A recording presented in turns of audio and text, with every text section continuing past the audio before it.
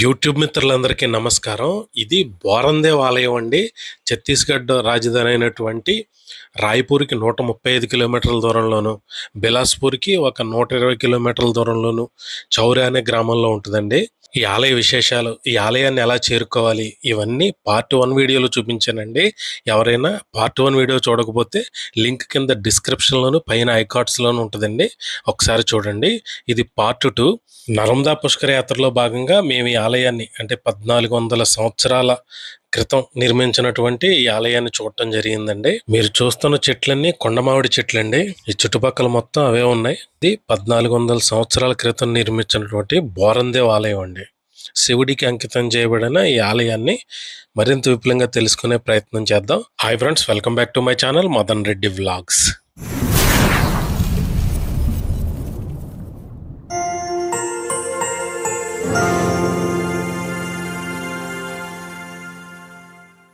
Sir, ఇది 1200 సంవత్సరాల కాలం నాటి పురాణతప కాలపు నాటి గుట్టలు. ఈ గుడి చుట్టూ గుట్టలు, ఈ కొండ మామిడి చెట్లు, ఈ సస్యశ్యామలమైన అడవి ప్రదేశంలో ఆనాడు కట్టిన వాళ్ళు మహా గొప్ప వాళ్ళు. ఇది చూడటానికి మనం వచ్చినాం. ఈ చూసే భాగ్యం కలిగించే ఆ భగవంతుడు శివుడు రప్పించుకుంటే మనం అందరం వచ్చినాం. ఇది అందరికీ అదృష్టం ఉండదు, ఇది కొందరికే ఆ భగవంతుడు మనకి కలిగించిన భాగ్యం. ఇది ఈ పురాతన కాలపు నాటి గుడి.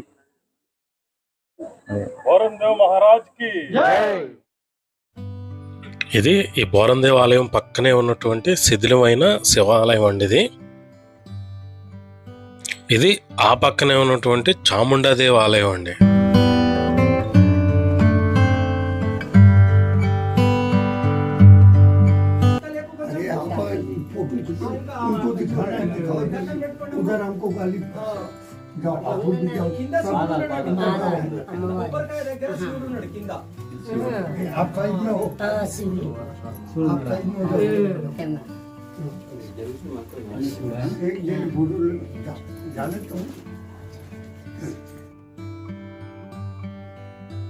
ఇది చాముండాదేవి ఆలయానికి ఎదురుగా ఉన్నటువంటి కాలభైరవ ఆలయం అండి.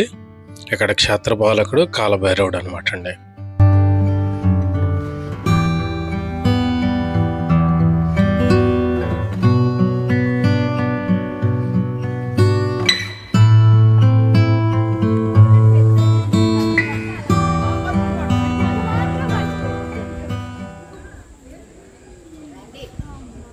మధ్యలో ఒక డైలాగ్ చెప్తాడు, అందులో ఉన్న అమ్మాయే డెలిగేట్ అండి.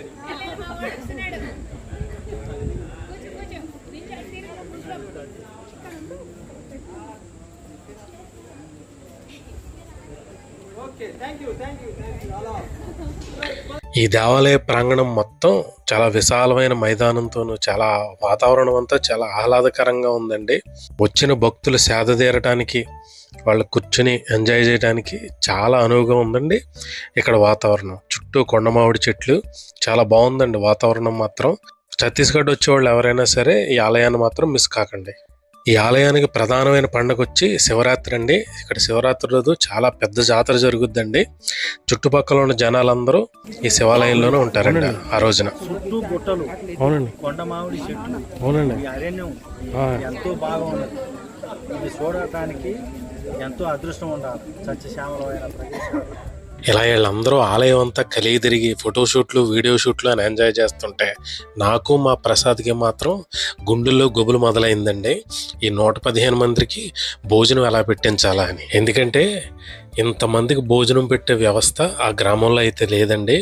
ఒకే ఒక్క హోటల్ ఉంది, అది 15-20 మందికి మాత్రమే భోజనం పెడతండి. ఇంకా మన గ్రూప్కి సరిపడా కెమెరాలు ఇంకా రాలేదండి, మీరు కంగారు పడకండి.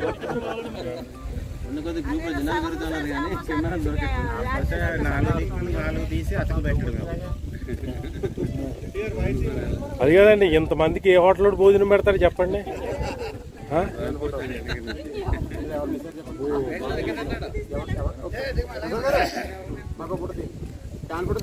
మీరు అలాగే ఉండండి, కదలకండి.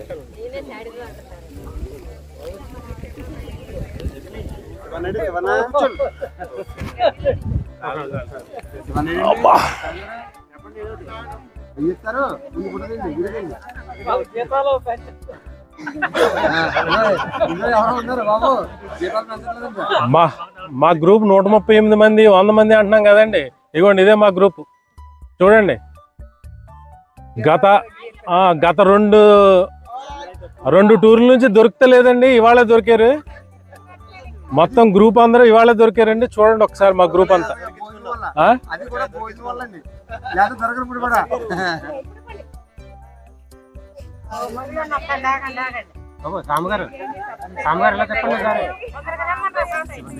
వాళ్ళు ఎవరో పడకపోయినా పర్లేదు, నేను పడ్డానండి.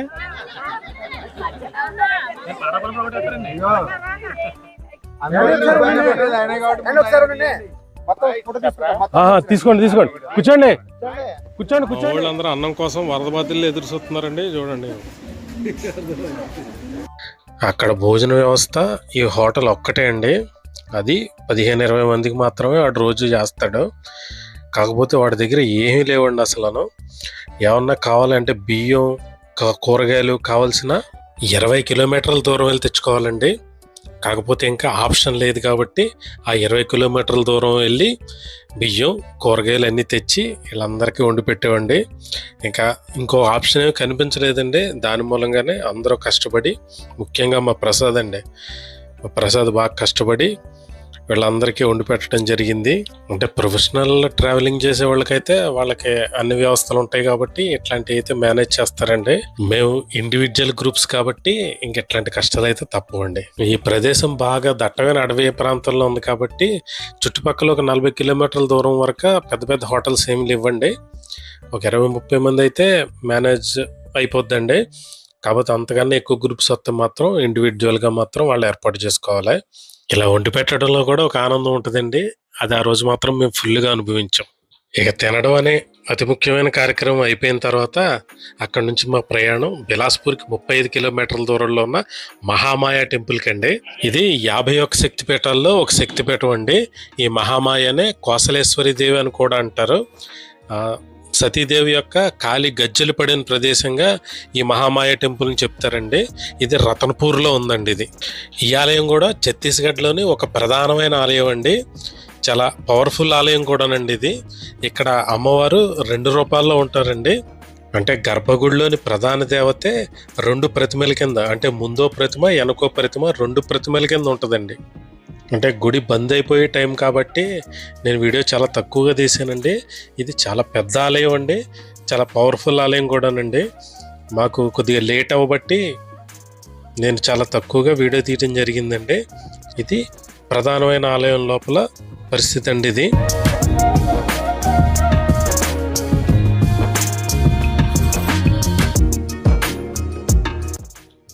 ఇదేనండి ప్రధానమైన ఆలయం లోపల భాగం అనమాట అండి. ఇది ఆ లోపలే అమ్మవారు ఉంటారండి. కానీ అమ్మవారు మాత్రం చాలా కళగా, చాలా అద్భుతంగా ఉన్నారండి. ఈ ఆలయం కూడా ఛత్తీస్గఢ్ వచ్చిన వాళ్ళు కంపల్సరీ మిస్ కాకుండా చూడవలసిన ఆలయం అండి ఇది కూడా. ఈ ఆలయాన్ని కూడా 12-13 శతాబ్దంలో నిర్మించడం జరిగిందండి. అప్పటి రాజు అయినటువంటి కాలాచూరి వంశానికి చెందినటువంటి రత్నదేవ మహారాజు. మహామాయ లేదా కోసలేశ్వరి దేవిగా పిలువబడే అమ్మవారు ఈ రతన్పూర్ రాజ్యానికి కులదేవిగా ఉండేవారండి. ఇప్పటికీ కూడా ఈ రతన్పూర్ చుట్టుపక్కల ప్రజలందరూ ఈ అమ్మవారిని తమ కులదేవతగా భావిస్తారండి. అందుకనే చాలా కిక్కిరిసిపోయి ఉంటుందండి ఈ ఆలయం. బిలాస్పూర్ వచ్చేవాళ్ళు కంపల్సరీ చూడాల్సిన ముఖ్యమైన ఆలయాల్లో ఈ రతన్పూర్ ఆలయం ఒకటండి. ఇది కేవలం బిలాస్పూర్కి 25-30 కిలోమీటర్ల దూరంలోనే ఉంటుందండి. ఇక ఈ రతన్పూర్లోనే ఇంకొక ఆంజనేయ స్వామి ఆలయం ఉందండి. కాకపోతే మాకు టైం లేక చూడలేదండి. ప్రపంచంలోనే ఆంజనేయ స్వామిని స్త్రీ రూపంలో పూజించే ఆలయం అనమాట అండి అది. ఈ ఆలయానికి కేవలం 3 కిలోమీటర్ల దూరంలో ఉంటుందండి. గిరిజాబంద్ అనే ప్రదేశంలో ఉంటుందండి. ఆలయాన్ని కూడా ఎవరో మిస్ కాకండి ఈ బిలాస్పూర్ చుట్టుపక్కలకు వచ్చేవాళ్ళు మాత్రం. ఇది ఈ మహామాయ టెంపుల్లో ఉన్నటువంటి కోనేరు అండి. ఇది చాలా అందంగా ఉందండి. చాలా పురాతనమైన కోనేరు అనమాట అండి. ఇది చాలా బ్యూటిఫుల్గా మెయింటైన్ చేస్తున్నారండి ఈ కోనేరుని. చాలా బాగుందండి. ఈ మహామాయ టెంపుల్ని ఈ రతన్పూర్ వచ్చిన వాళ్ళు మాత్రం మిస్ కాకండి. ఇక అక్కడ నుంచి మా ప్రయాణం బిలాస్పూర్కి అండి. బిలాస్పూర్లో చూడాల్సిన ఒక ముఖ్యమైన ఆలయం ఉందండి. అదే శ్యామ్జీ ఆలయం. ఈ శ్యామ్జీ ఆలయం అనేది గ్రూప్ ఆఫ్ టెంపుల్స్ అండి. ఇక్కడ ఆంజనేయ స్వామి ఆలయం ఉంది, శివుడు ఆలయం ఉంది, విష్ణుమూర్తిని ఇక్కడ శ్యామ్జీ అంటారు. ఈ శ్యామ్జీ ఆలయం కూడా ఉందండి. ఇది చాలా బిలాస్పూర్లో చాలా ముఖ్యమైన ఆలయం అండి. చాలా సూపర్గా ఉందండి ఆలయం మాత్రం. అది ఇప్పుడు చూద్దరు కానీ ముందుగా శ్యామ్జీ ఆలయంలోకి ఎంటర్ కాగానే ముందర హనుమాన్ దేవాలయం ఉంటుందండి. ఆ హనుమంతుడి దేవాలయం అన్నమాట అండి ఇది. ఈ హనుమంతుడి దేవాలయం దగ్గరే గోడల మీద చాలా బ్యూటిఫుల్గా వేశారండి పెయింటింగ్స్. చాలా ఆకట్టుకునే విధంగా వేశారండి పెయింటింగ్స్.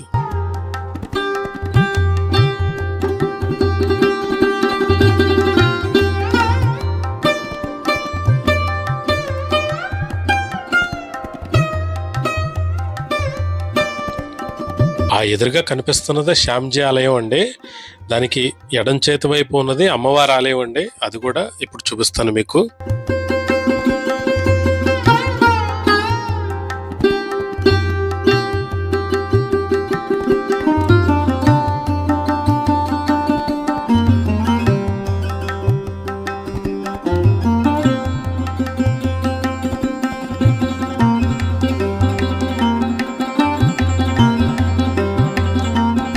ఇది రాజరాజేశ్వరి దేవి అమ్మవారి ఆలయం అనమాట అండి. ఇది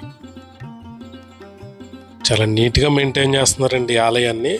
చాలా బ్యూటిఫుల్గా చాలా పద్ధతిగా మెయింటైన్ చేస్తున్నారండి ఆలయాన్ని మాత్రం.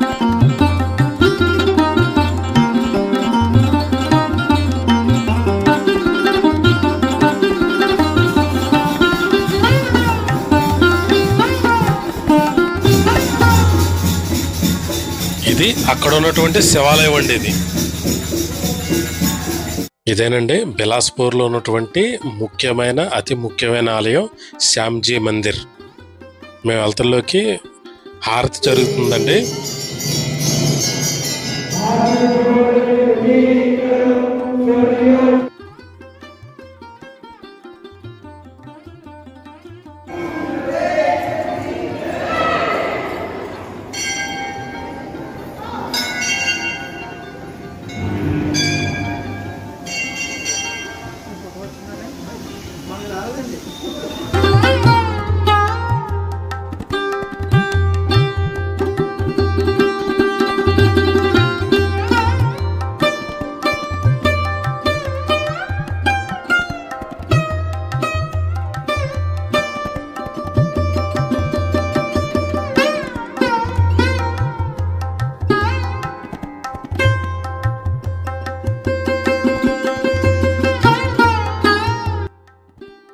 ఇది ఆ శ్యామ్జీ మందిరానికి కుడి చేతి వైపు ఉన్నటువంటి కాళీమాత మందిరం అండి. ఇది ఈ ఆలయం కూడా చాలా బాగుందండి. ఈ ఆలయం కూడా.